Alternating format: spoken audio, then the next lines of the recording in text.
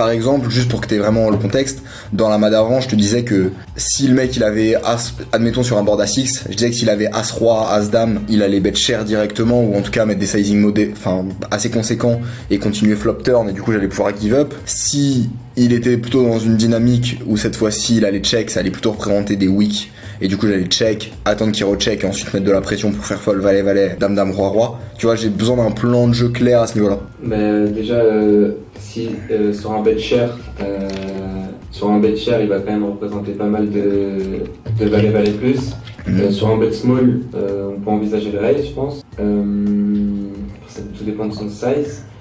S'il check ici, bah, pourquoi est-ce que tu as envie d'envisager un raise sur le bet small? Sur le bet small ici, les bet small peuvent aussi représenter de la faiblesse et des block bets. Quoi comme type de main par exemple? Avec par exemple As-Dame, As-Roi qui veut se laisser une free card en misant pas cher pour avoir une carte pas chère. Ok. Si c'est ta vision, moi je suis ok. Après, bah, c'est vrai que du coup, s'il bet, quand on va call et que tombera une brique turn, on va vite voir par rapport à son size, comment l'exploiter par rapport à son size, quoi. Ouais, mais tu peux pas me dire que selon son size, tu vas savoir l'exploiter si en réalité t'es pas capable d'anticiper et de me dire concrètement quels sont les sizes que tu vas pouvoir exploiter, tu vois. Faut qu'il y ait de la précision et que ça soit chirurgical. Avec ce groupe de mains là, il va jouer comme ça, avec ce groupe de mains là, il va jouer comme ça. Donc à la turn, je vais pouvoir faire ça contre tel size. Au plus t'as de la précision à froid, au plus in-game tu sauras prendre les spots. Il va bet cher, du coup c'est valet plus. Ok. Il va potentiellement check, du coup c'est As-Dame, As-Dame plus, As-Valet plus.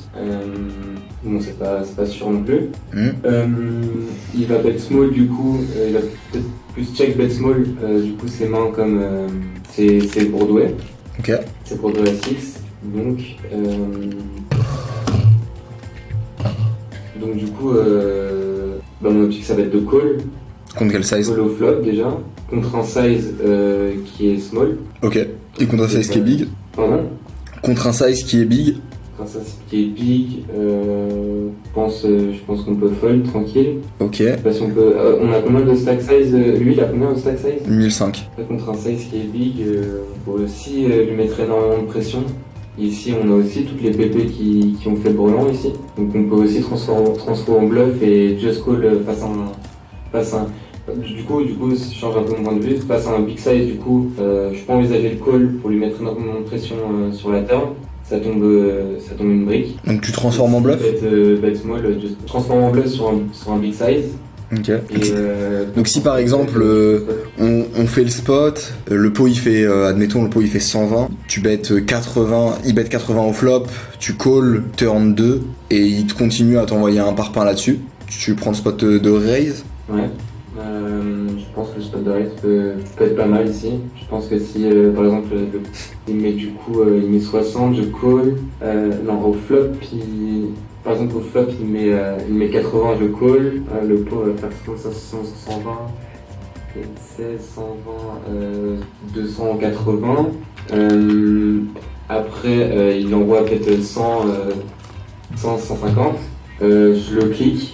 Et revanche je le jam, je pense qu'ici je peux faire fold énormément de mains, même si ça se roi. Ok. Parce que ici il faut qu'il trouve mes bluffs quoi, et j'en ai très peu. Ok. Et j'ai des PP qui ont flat et call ça. Ok. Est-ce que t'as l'impression que ces spots in-game tu les prends? J'ai pas encore fait de vraie session en live, donc mais par contre online j'aime bien les prendre.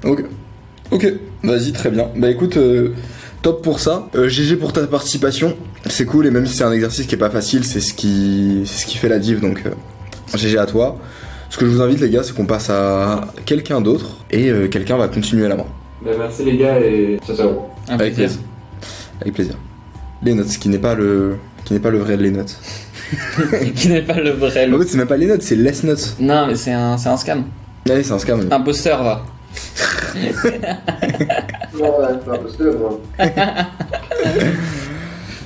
Comment ça va? Ça va et vous? En pleine forme. Comme d'habitude. T'as bien suivi le spot, j'espère? Ouais, je suivi le spot. Trop bien. Vas-y. Bah écoute, ce qui s'est passé donc in-game, parce que j'ai retrouvé mon bloc de notes. Ton bloc de notes? Mon bloc de notes bloc-notes. Donc, le pot Hop, ici le pauvre faisait 120, il a bet 70. Et ici, dis-moi un petit peu ce que t'as envie de faire.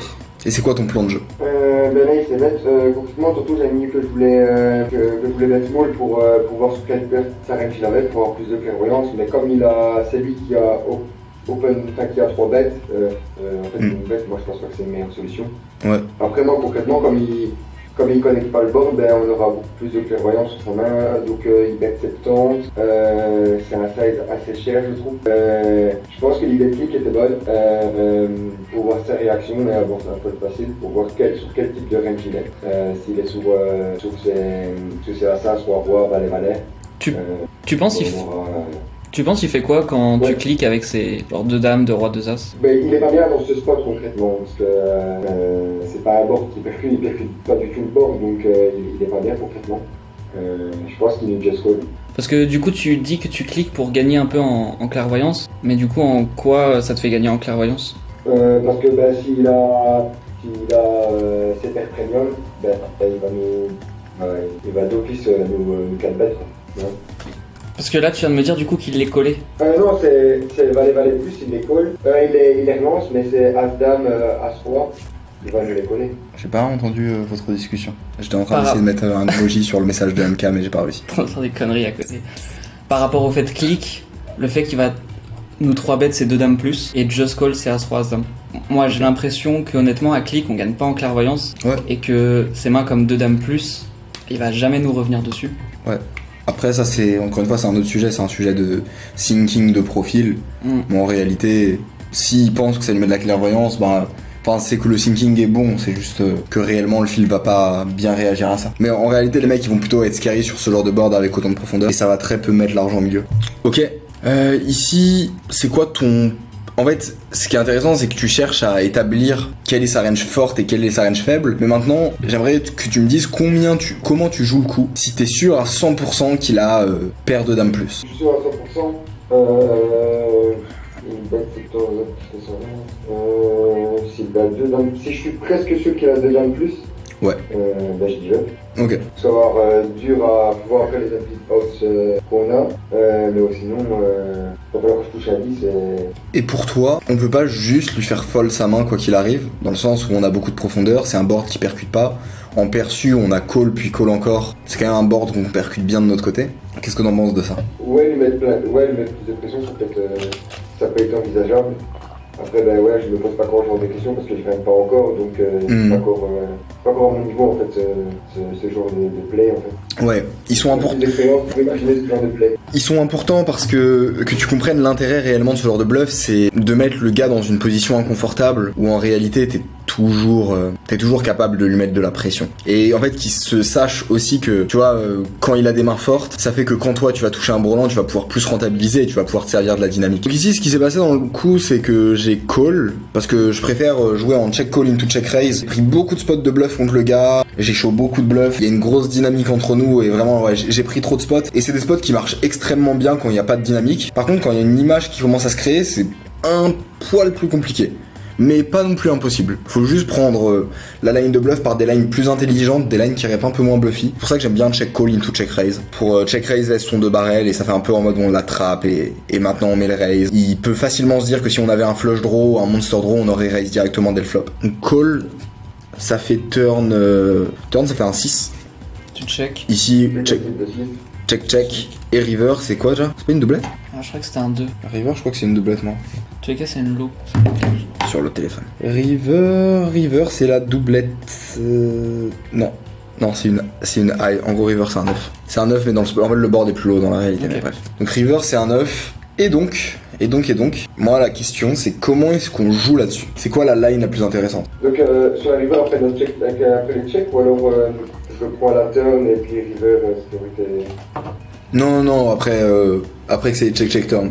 Sur le 9 River. Il y a Alan qui dit il a un peu moins d'overpair ici, on n'a pas forcément besoin de bluff. Je suis chaud d'avoir ton thinking là-dessus. T'as envie de faire quoi les notes? Less notes. Mais bet check bet, c'est pas une bonne line de bluff ça, concrètement. T'as pas bet, donc c'est pas un bet check bet. Non, donc on bluffait, de toute façon on va se faire trop call parce qu'après notre check turn, on a pris bluff concrètement. Mais c'est vrai que je l'ai dit quand même, avec le 6 qui était rentré, on aurait pu mettre de la pression en fait, concrètement. parce que ça fait rentrer. Après, ça dépend aussi si le 6 faisait rentrer flush draw, on aurait peut-être eu aussi beaucoup plus de bluff en voyant ces cartes qui tombent là. Mais concrètement, à la river, je sais pas du tout ce qu'on peut faire. Je vois pas du tout. Gros Tony, il a donné la réponse, c'est que complètement, dans ce genre de line, la line de check raise, elle va représenter beaucoup plus strong. Déjà, il y a deux bénéfices en fait à check raise plutôt que bet. C'est que quand on bet, du coup forcément c'est un montant plus bas. Et donc le mec peut catch. Mais surtout la grosse difficulté c'est que on représente des flush draw miss. Et quand on prend une line en bluff, on doit vraiment penser à comment ne pas représenter de bluff par définition. Donc comment pas rêve de bluff. Et ici, des flush draw, la plupart du temps, si on a un flush draw qui miss, on va le prendre en bet directement à la river. On va pas le check parce qu'on aurait peur de perdre contre des as-roi, des as-dame. Et c'est pour ça que la très bonne line de bluff, c'est de check pour check raise. Parce que un joueur qui réfléchit, il va se dire attends, s'il avait un flush draw, s'il avait une main éclatée qui avait un draw, il l'aurait pris en bet à la river. Il l'aurait pas joué en check raise. Parce qu'il aurait juste eu peur que je check back as-roi, as-dame, as-valet et que je gagne le coup. Tu vois l'idée? Oui, je vois l'idée. J'avais pas pensé du tout au check raise. J'étais calé dans mon truc, c'est pas une bonne line pour bluff, et en fait il y a un bluff possible, mais au final en check raise on peut totalement faire ça en fait. L'autre avantage c'est qu'on gagne plus, parce qu'on laisse vilain nous donner de l'argent. On le laisse mettre un bet river. Donc ici ce qui s'est passé dans le spot c'est que j'ai check, il a envoyé un bon parpaing, le pot il faisait 280 et il a envoyé genre 240, c'était plus exactement ça les sizes et la taille du pot mais bref. En gros il m'a envoyé un bon 80-90% pot. Et ici on pourrait réfléchir au size optimal. Là du coup il nous reste quoi derrière 1003 non Faites vos recommandations les gars, je suis chaud. Il y a MC qui dit tu n'as plus peur des pocket pairs qui te crushent. Bah si justement mais c'est ce qu'on veut faire fold. Ouais, je vous ai dit si vous pouvez faire fold. Donc ici c'est un spot de dynamique. En réalité all-in c'est très bien je pense dans une condition standard. Mais là il y avait un facteur qui était intéressant dans le spot. Et all-in j'ai peur qu'on fasse un peu trop arrachage quand même. Moi je trouve all-in ça fait arrachage de fou. À savoir que nous on n'a pas énormément de 8 dans notre range mais par contre on a beaucoup de brelans. Et ouais all-in ça peut être un peu spé. En gros, moi, ce que je me dis au vu du profil, c'est un gars que je connais bien, que je joue depuis plusieurs jours, je connais ses niveaux de réflexion, et l'objectif c'est de prendre la line qui représente le moins de bluff possible. Du coup, ce que j'ai fait, c'est que j'ai raise genre 520, quelque chose comme ça, 500, je crois un peu plus, 540. C'est 2,3. Et je vais vous dire ce qui s'est passé quand j'ai pris les rails. Parce que le mec, en fait, il a pensé à voix haute. C'est intéressant ça. Il a pensé à voix haute, c'est-à-dire qu'il a expliqué tout son thinking de A à Z. Et donc, il a dit les choses suivantes. Si tu avais un flush draw, tu aurais bet river. Si tu avais une paire, tu aurais soit call, soit raise plus cher. Et en fait, ce qui est intéressant, c'est que là, du coup, il se dit, ok, le check into raise small, bah genre juste, il n'y a pas de bluff qui pense comme ça. Et ce qui est intéressant, c'est qu'il y a Seb qui dit, moi je trouve que c'est hard de rep un 8. Et bah, pourquoi je check raise pas avec... C'est intéressant. Pourquoi est-ce que je check raiserais pas avec un 7? Parce qu'en soi, il a conscience qu'il a pas de straight. Il a conscience qu'il a pas de straight, il a conscience que j'ai conscience qu'il a pas de straight, tu vois. Et du coup, le mec en fait il s'est mis tout seul dans une situation où il a vraiment tank et il était en mode je me refais la line, j'ai des odds de mutant. Il faisait ça tout le temps. J'ai des bonnes cotes et genre pendant 10 minutes il a répété la line. C'est vrai qu'il faisait la méthode de l'entonnoir. Et il faisait attends du coup t'as call flop, t'as call pré-flop, du coup tu peux avoir ces mains là. Ok flop, tac. Donc mais si t'avais un bluff dans tous les cas tu l'aurais bet river, si t'avais une paire tu call, tu raise pas sizing et il finit par nous fold valet du coup. Et finit par fold valet. Chaud de beau valet. Et je fold 10. Je m'attendais pas à ce qu'il mise aussi cher avec deux valets par contre. Ouais, je m'attendais pas à ce qu'il mise aussi cher, mais je pense qu'il a misé size pour deny peut-être mes bluffs, tu vois.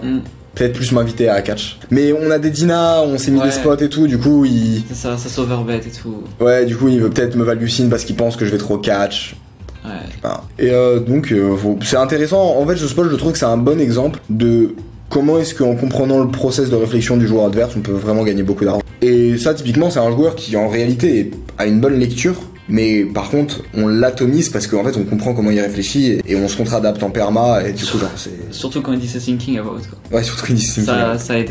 Ça aide. Ouais, j'ai montré parce que je préfère avoir une image trop aggro plutôt que pas aggro, et après, j'ai arrêté de le bluff. Et genre, je jouais full value parce qu'il se level trop. Seb, ce qui est intéressant, c'est qu'en fait, il a une vision où il se dit je dois représenter quoi en value, alors qu'en fait les gens, et en fait c'est juste le cerveau humain qui fonctionne comme ça, on réfléchit pas quand t'es dans un spot, tu vas plus réfléchir à c'est quoi les bluffs plutôt que c'est quoi les value end. En général les gens ils se disent plus ok il y a aucun bluff qui joue comme ça et that's it, tu vois, parce que des values il peuvent toujours y en avoir qui se perdent, qui se déguisent, qui se slow play, les gens ont beaucoup peur du slow play et pour avoir coaché beaucoup de joueurs, j'ai souvent plus des mecs qui me disent ouais ici genre il rep pas de bluff.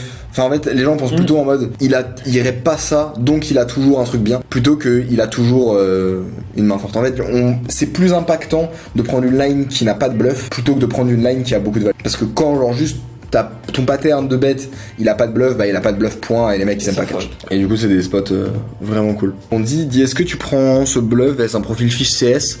Je pense que je jam vs un profil fiche CS. Parce qu'un profil fiche CS il va pas réfléchir, il va regarder en valeur monétaire. Pression financière. Ouais. Et c'est la pression monétaire qui va lui faire fold d'une main. Donc je pense que quand je jam ici et qu'il y a 4 straight, son cerveau il se met en off et il se dit j'ai paire d'as, il y a une straight au board. Il y a tellement de mains qui peuvent me battre. Il y a plein de mains qui peuvent me battre, genre juste je fold no brain. Alors que lui, si je jam, il peut se dire attends, il peut transformer une paire en bluff. Sauf que quand je fais ce size là, il se dit bah avec ce size spécifique, je transforme pas une paire en bluff. Donc c'est comme ça que j'adapterai mes sizes pour bluffer les différents profils. L'objectif c'est toujours de... Après bon c'est du level plus avancé et de compréhension réellement du joueur en face. Mais voilà au niveau de la vision, de comment est-ce qu'on doit réfléchir pour vraiment comprendre l'adversaire. Je suis pas trop ok, hein. Je peux avoir des As-4, As-5 suité, ça fait quand même des combos. Ouais et puis je crois dans le vrai spot c'est pas un 9 river, je crois c'est un 8. Ouais c'est pas le même spot exactement. C'est un peu plus lourd les cartes donc on a un peu plus de bluff. C'est quoi ton thinking en situation opposée? C'est un mec qui comme ça 2,3 x river, 0 bluff en vrai. Fold. Moi c'est ce que le mec je lui ai dit parce qu'en vrai je lui ai montré le bluff et tout et il me dit waouh putain vas-y putain pourquoi j'ai pas les os et je lui dis bah non mais en vrai mec t'as bien joué enfin genre, un bon fold. Genre le spot enfin c'est parce que c'est un bon fold que je te bluffe le spot tu vois mais si je suis dans la même situation que toi je fold aussi. Ouais il y en a tellement peu qui prennent ces spots en vrai parce qu'il faut vouloir dès le flop être dans le plan de faire fold 2 as plus enfin Y'a Josie qui dit à la place de vilain est-ce que tu sais bet ce board contre un mec où je sais qu'il va me mettre de la pression je bet jamais. Je préfère jouer des lines de call et je prends pas le value sin river parce que c'est juste trop complexe, il va me mettre dans trop de spots compliqués. Si je suis contre un mec qui est vraiment aggro, je vais éviter avec des mains moyennes de faire grossir les pots parce que je sais qu'il va trop être relou, il va trop me mettre des spots de check raise et tout et ça va être un enfer à jouer. Voilou les gars pour ce spot. Est-ce que j'ai une petite main à vous montrer? Enfin j'en ai plein mais... Ah j'ai un spot intéressant que j'ai joué il y a 2-3 jours. Not what she used to.